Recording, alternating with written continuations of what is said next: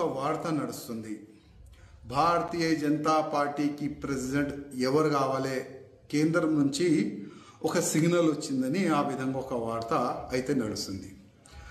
నా అభిప్రాయం వ్యక్తిగతంగా ఏంటంటే, భారతీయ జనతా పార్టీ ప్రెసిడెంట్ ఏ విధంగా ఎన్నుకోవాలంటే, బూత్ కార్యకర్త నుంచి సీనియర్ అధికారుల వరకు, సీనియర్ అధికారుల నుంచి పార్టీ యాక్టివ్ మెంబర్ వరకు అందరు కూడా ఓటేసిన తర్వాతనే భారతీయ జనతా పార్టీ తెలంగాణ ప్రెసిడెంట్ డిక్లేర్ అయితే చాలా బాగుంటుందని నేను వ్యక్తిగతంగా అనుకుంటున్నాను.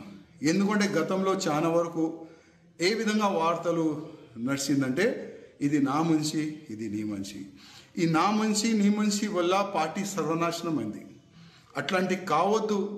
తెలంగాణలో భారతీయ జనతా పార్టీ ప్రభుత్వం రావాలంటే భారతీయ జనతా పార్టీ బూత్ కార్యకర్త మంచి ప్రెసిడెంట్ కావాలని నేను వ్యక్తిగతంగా అనుకుంటున్నాను. ఎందుకంటే చాలా వరకు కింద స్థాయి కార్యకర్తల మధ్యలో మేము ఉంటాం.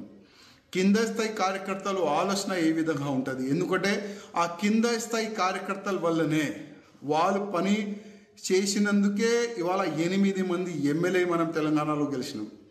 ఆ కింద స్థాయి కార్యకర్తలు బూత్ కార్యకర్తలు పని చేసినందుకే 8 మంది ఎంపీలు కూడా గెలిచినాము.